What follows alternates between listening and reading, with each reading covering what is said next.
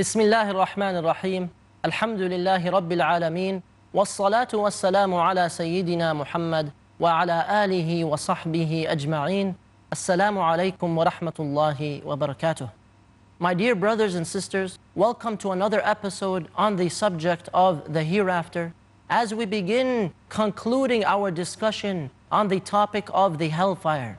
So in today's episode, inshallah ta'ala, we will discuss some of the ways of salvation from the hellfire, the path of salvation from the hellfire. And so as we know that kufr and disbelief in Allah, rejecting the Creator and His messengers and messages leads to the hellfire, we know that the path to salvation, the means of being saved, is through iman, through faith in Allah subhanahu wa ta'ala and righteous deeds. And this earns the mercy of Allah subhanahu wa ta'ala as the believers, as the Muslims pray to Allah to save them from the hellfire. And the example of that kind of supplication is when the people said, الذين يقولون ربنا إننا آمنا فاغفر لنا ذنوبنا وقنا عذاب النار. Those who say, our Lord, we have indeed believed, آمنا فاغفر لنا. So please forgive us. So please forgive us of our sins and save us from the agony of the fire. And we ask Allah subhanahu wa ta'ala, oh Allah, please forgive us for our sins and make us of those who are firm in their belief and protect us from the punishment of the hellfire. Now, part of the salvation of the hellfire is to increase our hope in Allah subhanahu wa ta'ala while having that balance of hope in Allah, the mercy of Allah, loving Allah subhanahu wa ta'ala, as well as fearing the punishment and the consequences for our sins.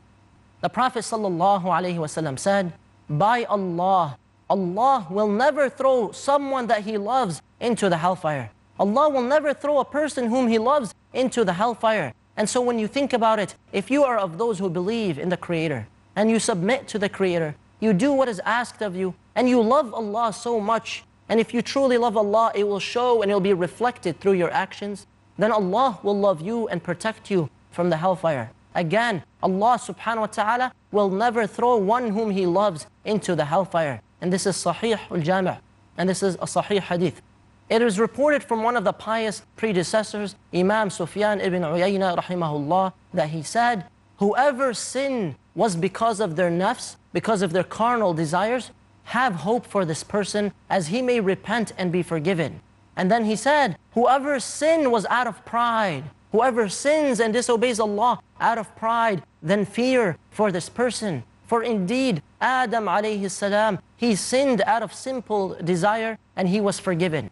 And whereas Iblis sinned out of pride and he was cursed, and his arrogance led him away from Allah. So have hope in the one, if it is you as well. Have hope for yourself and for others if the sin was out of desire, in that you turn back to Allah sincerely and He will forgive you. But if you sin out of pride and arrogance, then this will lead to the path of Iblis, wal-'iyadu billah. Ibn al-Qayyim rahimahullah, he said, sins may be more beneficial for a person if it leads that person to repent, rather than doing a lot of acts of worship. And so this is what is meant by one of the words of the Salaf. And so this is what is meant by one of the phrases of the Salaf al-Salih when they said, a person may commit a sin and enter paradise because of it. And another person may do an act of worship and enter the hellfire because of it. And so the people asked, how is that possible? So the response was, this person might commit a sin and continue to think about this sin, and when he stands or sits or walks, he remembers his sin. Meaning it's always following this person. They think about their sin so often. He says, so he feels ashamed and he repents to Allah and he seeks forgiveness from Allah and regrets that sin that he committed. So that sin will be a means of his salvation because of how sincere he was when he repented to Allah. And this is one of the means of salvation from the hellfire. And then he continues and he says, and a man may do a good deed and continue to think about the good deed that they did. And when he stands or sits or walks or wherever he goes, he remembers that good deed and it fills him with self-admiration and pride. So it is the cause of his doom. So the sin may be a factor that leads a person to do acts of worship and good deeds and change their attitude so that they fear Allah subhanahu wa ta'ala and feel shy before Him and feel humiliated before Him. And this person will hang their head in shame, and this person will weep with regret and with grief for what they did. They will seek the forgiveness of Allah. And each of these effects is better for a person than an act of worship that makes someone feel proud or show off or have some kind of pride or arrogance. And this person might even start to look down on other people because they do so much and people do so little in his perspective or her perspective. So he says, undoubtedly, this sin is better before Allah and is more likely to bring salvation than the one who admires himself and looks down on other people, and they think that they are doing Allah a favor. They think they're actually doing Allah a favor or paying Him back. And even if he says words that indicate something other than that, Allah subhanahu wa ta'ala is the witness over what is in a person's heart. Such a person may feel hatred towards people if they do not hold him in high esteem and humiliate themselves before him. And if he were to examine himself honestly and reflect on himself honestly, he would see that very clearly. And this is in Madarij al-Salikin. So Ibn al-Qayyim rahimahullah is telling us that if you commit a sin, it could lead you to salvation. It could lead you to paradise. And if you do a good deed, it can also lead you to the hellfire. It depends on how you act with the deed. So if that sin causes you to feel remorse and regret, and you're always thinking about this sin, unlike many people who commit sins after sins after sins, and they forget about them, and they don't feel any remorse in their hearts. So if you have remorse in your heart, you have regret in your heart, you feel ashamed standing before Allah that He gave you so much and you did so little, and yet you committed so many sins. So this sin, because of the regret that you have, if it leads you to be sincere in turning back to Allah, it can lead to your salvation from the hellfire. At the same time, if you do a good deed over and over and over, no matter how many good deeds you do, if it leads you to self-admiration or pride, this could lead you to the hellfire. وَالْعِيَاذُ بِاللَّهِ. We seek refuge in Allah from that trap. One of the ways to be protected also from the hellfire, one of the means of salvation from the hellfire is to think and to ponder about death often, to think of returning to Allah often. And truly, when you think about it, if you realize that tonight, or you thought that tonight, wherever you are, you would return back to Allah, then you would change something in your life. You would do something differently. The issue is that we don't fully believe at times that we are returning to Allah at any moment. So some people do not exemplify, Inna lillah wa inna ilayhi raji'un. To Allah we belong and to Him we shall indeed return, or we are returning. And so if you believe that you are going to return to Allah at any moment, whether it's 10 minutes from now, or an hour from now, or a couple hours from now, or a few days, or years, or decades from now, if you truly believed you were going to depart and meet Allah, and that you were going to die for sure, then you would prepare for it. You would be different. And your desires will not affect you as much. Your desires will not pull you away from Allah as much. And so we have many examples of that. And we have a beautiful quote from Uthman ibn Affan radiyallahu anh, when he said in a famous sermon, he said, O son of Adam, know that the angel of death who has been assigned to you, he has not ceased to pass you and move on to others ever since you have been in this world. But it is as if he is about to pass someone else and he is about to move on to you, to target you. So be careful and prepare for him by correcting your deeds.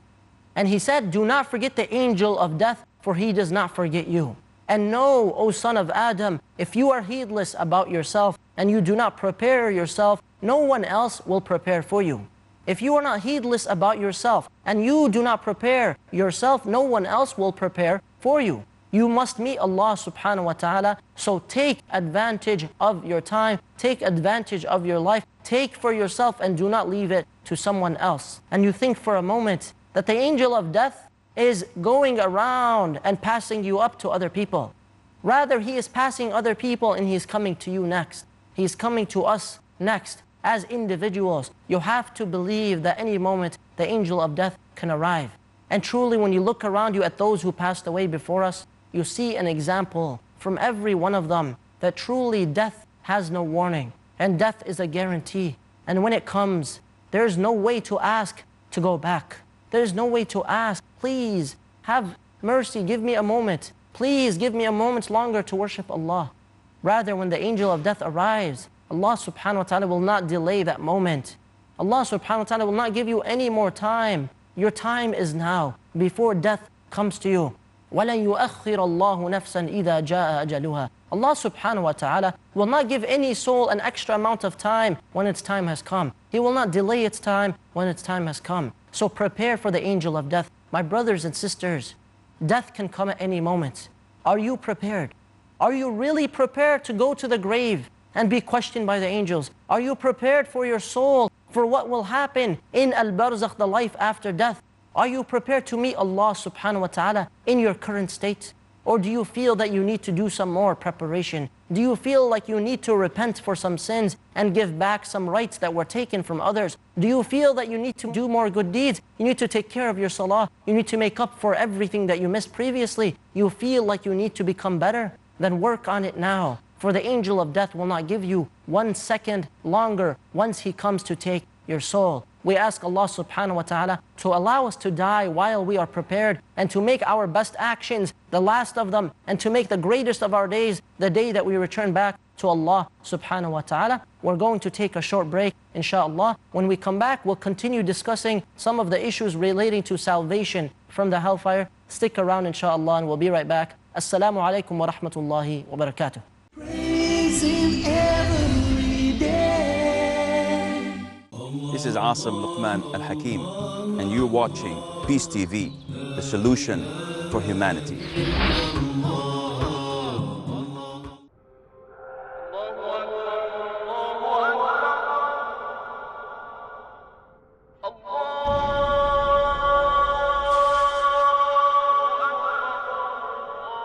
Salah is the mother of all worships.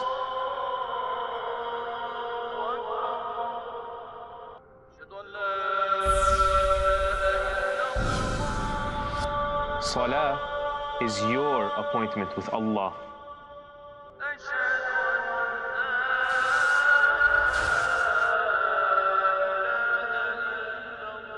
Salah is the safe haven of the believer.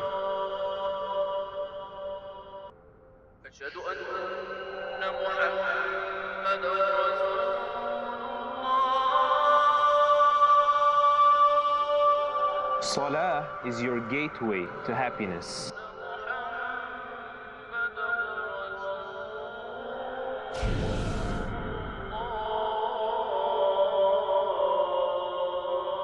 Salah is the wish of the deceased.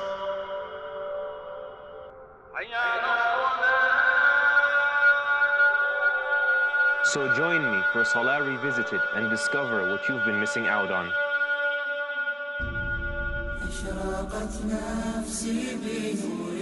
Understand the remarkable guidelines that help in making our Salah rewarding and acceptable in Salah Revisited. Every Sunday at 5 p.m. and repeat telecast at 9 a.m. Saudi Arabia on Peace TV.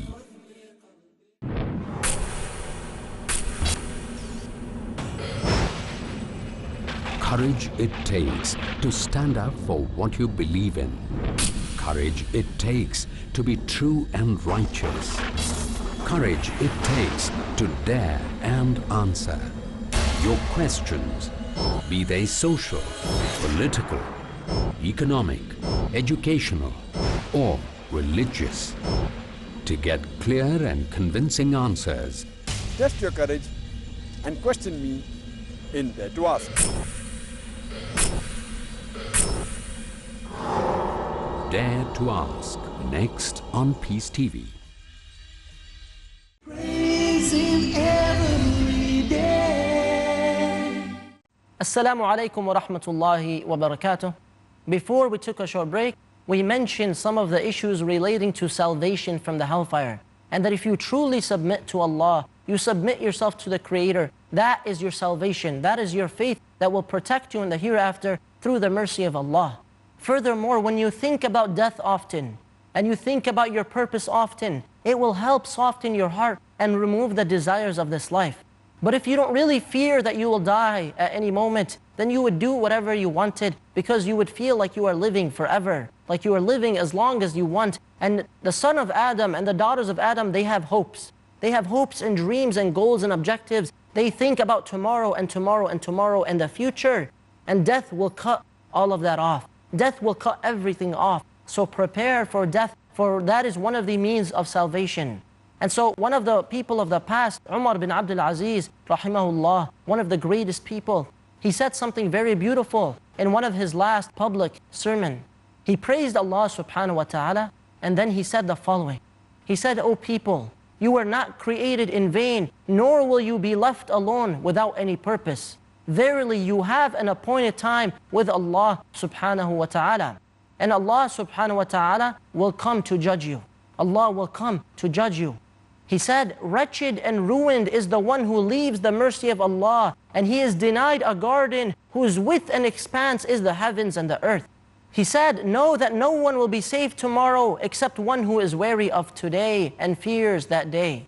And that person sells the temporary, the dunya, for that which is eternal." So you give up the pleasures of this life, meaning you limit the pleasures of this life within the boundaries of what Allah has legislated in order to have that which is eternal. And you sacrifice a little for that which is plenty, and you fear in exchange for security. So you fear Allah in this world in exchange for security in the hereafter. He said, "Know that you are in the loins of the dead, to be taken by those who remain after you, until all matters return to the best of inheritors." He said, "Every day in the funerals, you accompany those people who are returning back to their Creator, Allah subhanahu wa ta'ala, having spent their time in this life, until you hide them in a crevice in the ground, until you hide them in a crevice in the ground, in the belly of a bare and unfurnished hole, unfurnished without any worldly furniture or furniture of the hereafter. Having parted from their loved ones, they left those whom they loved stroking the dirt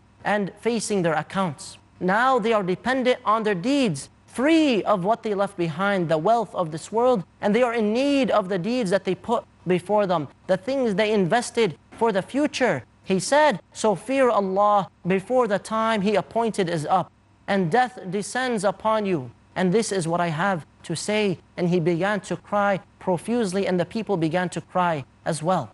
Another of the means of salvation from the hellfire is to think of the hereafter often, and not just death. So when you think of the hereafter, you have to realize that on that day you will be held accountable for everything that you did in this world. And shaitan, one of his traps is to pull you away from the thought of the hereafter. Why? Because if you reject the thought of the hereafter, then you don't fear any consequences, and you'll do whatever you want. And so it was reported that Ali ibn Abi Talib radiyallahu anh, he said, "The thing that I fear for you most is following desires and having extensive hopes about this worldly life." He said, following a person's desires, following one's desires blocks you from the truth, and having extensive hopes makes you forget the hereafter. Verily, this worldly life is departing, and the hereafter is approaching, and each of them has its children. Each of these two worlds has its children. He said, "So be children of the hereafter, not children of this world. For today there are opportunities to do deeds. Today there's a chance to do good deeds, and there is no reckoning. But tomorrow there will be reckoning, and no chance to do good deeds." And so truly, when you think about it, this is the only opportunity that you have. This is the opportunity that Allah gave us in this life. This is the purpose of this world, to invest in the hereafter, to worship the Creator as He asked, to pass this test, to pass this trial. And we ask Allah subhanahu wa ta'ala to make you and I of those who pass the trials of this world. Ibn Hajar rahimahullah, he stated very beautifully when he said, extensive hopes about this life, when you have a lot of hopes about this life, it gives rise to lethargy when it comes to acts of obedience. It makes you lazy when it comes to acts of obedience, procrastinating with repentance, desire for worldly things, forgetfulness of the hereafter, and hardness of the heart. Because the softness of the heart and its purity only comes about by remembering death, the grave, and the reward and the punishment. So the softness of the heart, as he said, it comes about from the remembrance of death and the grave, and remembering the reward and the punishment and the horrors of the hereafter. For if a person remembers death, this person will strive to do acts of obedience. His worries will decrease in this life, and he is satisfied with less of this world. And so when you think of death often, it will help you in preparing to meet Allah. When you think of death often, it will help you prioritize your life for this world and for the hereafter. One of the scholars of the past, Ibrahim al-Adham, rahimahullah, one time he was passing through the marketplace, And so the people came to him and they asked him very openly. They said, "O Abu Ishaq, Allah subhanahu wa ta'ala says in His book, 'Call upon me and I will answer your prayer. Id'uni astajib lakum.' But we have been calling on Allah for a long time and He does not answer our prayers." So Ibrahim al-Adham, rahimahullah, he responded and said, "O people of Basra, your hearts have died in regards and in respect to 10 matters. Your hearts have died in respect to 10 matters. And the reason I'm mentioning this is because these 10 matters will all help us, inshaAllah ta'ala. All of these matters will help us in having salvation from the hellfire." So he said, first, you know Allah subhanahu wa ta'ala, but you do not give Him His rights. Second, you have read the book of Allah, but you do not act upon it. You have read the book of Allah, but you do not implement it in your life. Third, you claim to love the Messenger of Allah sallallahu alayhi wasallam, and yet you abandon his sunnah. You claim to love the Messenger of Allah sallallahu alayhi wasallam, and yet you abandon his sunnah. Fourth, he said you claim to be enemies of shaitan, of the devil. You claim to be enemies to shaitan, but you conform to his ways. You follow his ways and his traps. Fifth, he said you say you love paradise. You say you love paradise, but you do not act or work for it. You say you love paradise, but you are not working for it. Sixth, he said you say you fear the hellfire, and yet you put yourselves closer to it by sinning. Seventh, he said, you say death is true, and yet you do not prepare for it. You say that death is true, and yet you are not preparing for it. Eighth, he said you busy yourself with the faults of other people. You busy yourselves with the faults of other people. You disregard your own faults. He said, ninth, you consume the blessings and the favors of your Lord, but you are not grateful for them. You're not showing true gratitude for these blessings. And tenth, he said, you bury your dead. You bury your dead, but you do not take lessons from them. And truly, we speak and speak and speak, and we talk and talk and talk, and we claim and claim and claim. But where is the action?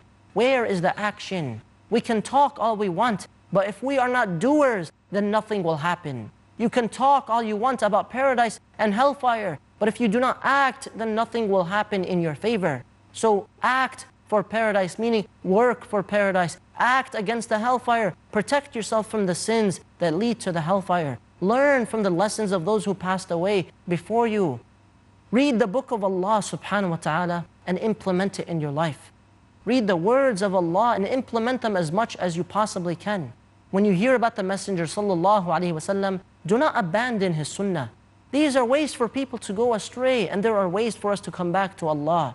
So when you have the laws of Allah, the legislation of the Creator, implement it in your life. When you have the book of Allah subhanahu wa ta'ala, read it and don't just speak about it or recite it. Put it into action. When you have the Messenger of Allah sallallahu alaihi wasallam and you claim to love him, then adhere to his sunnah. When you claim to be enemies to shaitan, then prove it by not adhering to his ways. When you say that you love paradise, work for paradise. When you say you fear the hellfire, then strive against your sins, those sins that lead to the hellfire. When you say death is true, then prepare for death. When you busy yourself with the faults of others, this will distract you. So only busy yourself with your own faults and your shortcomings and your flaws in regards to your sins and your relationship with Allah subhanahu wa ta'ala. You have the favors of Allah, the blessings of Allah subhanahu wa ta'ala, so be grateful for them. What does that mean? That means show gratitude to Allah. Ask Allah to make you of those who are grateful. So when you are grateful, you are using those blessings for that which is proper and appropriate. You use the blessing of sight to look at that which is permissible. You use your tongue to say that which is useful and beneficial. You use your body and your organs and your time and your effort and your entire life as a blessing to do that which pleases Allah. And 10th, when you bury the people around you, take lessons from them. Take lessons from those who passed away. That is what they would want for you. Because if any of the dead could come back, if any of the deceased could come back to this world, they would tell us of the terrors of the grave. They would prepare for the grave. They would pray as much as they possibly could. So we ask Allah subhanahu wa ta'ala to allow us to be of those who have salvation from the hellfire. We ask Allah subhanahu wa ta'ala to forgive us for our shortcomings. And we ask Allah subhanahu wa ta'ala to allow us to implement that which we hear. And today, as we conclude this episode, we remind ourselves that there is one more episode, inshaAllah, and then we will begin discussing the subject of paradise, inshaAllah ta'ala. So try to implement all that you hear in regards to the hellfire, and we ask Allah subhanahu wa ta'ala to accept from us. Jazakumullahu khayra. وصلى الله على نبينا محمد وعلى آله وصحبه أجمعين والسلام عليكم ورحمة الله وبركاته. Praise be to my Lord.